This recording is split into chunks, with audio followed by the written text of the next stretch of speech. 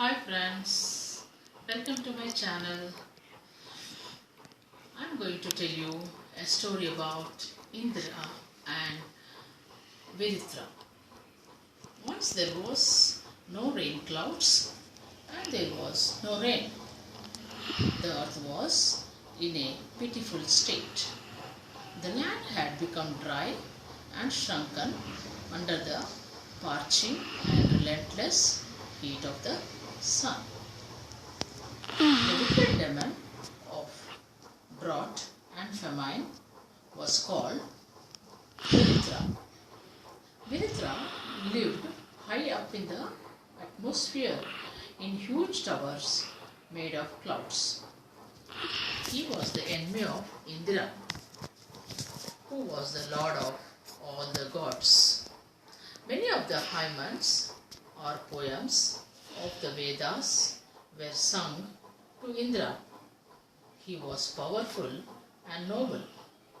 He was the son of heaven and earth, the warrior god and the god of crashing thunder and drenching rain. During the drought, the people prayed for a savior to bring them rain. In answer to their prayers, Indra, the lord of the gods, reached into the atmosphere and grabbed a vajra, a shining thunderbolt, to use as a weapon. Then he seized a rainbow to use as a bow.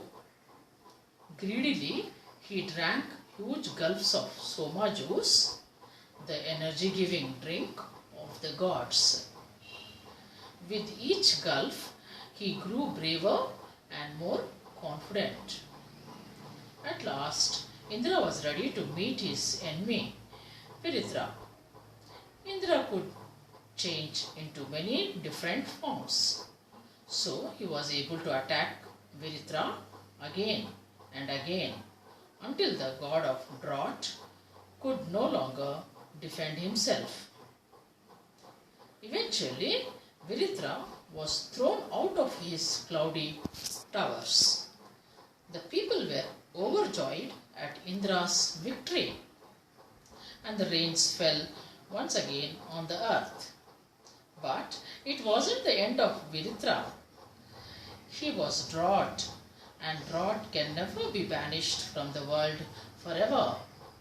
Viritra would lie in wait. He would watch and make wicked plans. Then one day he would return to parch the earth once again.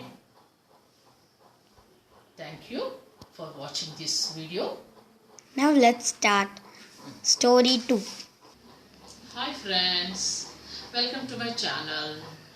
Now I am going to tell you a story about Shakuntala.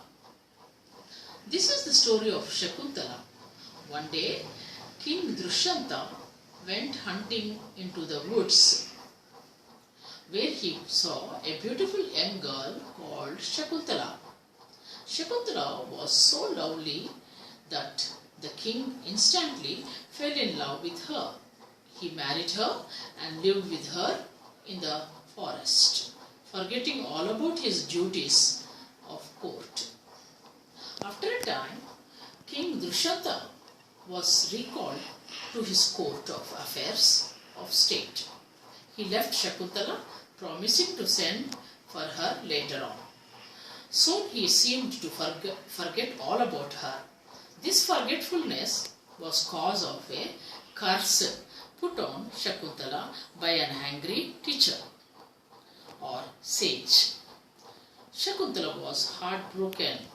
She went to the court to show the king the ring he had given her, but it slipped from her finger and was swallowed by a fish. When she arrived, the king didn't recognize her. Shakuntala was terribly unhappy and she left the court.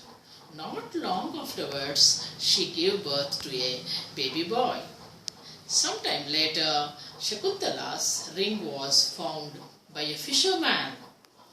The ring was taken to the king. when the king recognized it, his memory returned. Some years later, he was united with his son and finally with Shakuntala. Thank you for watching this video. You like, share, comment and subscribe to my channel.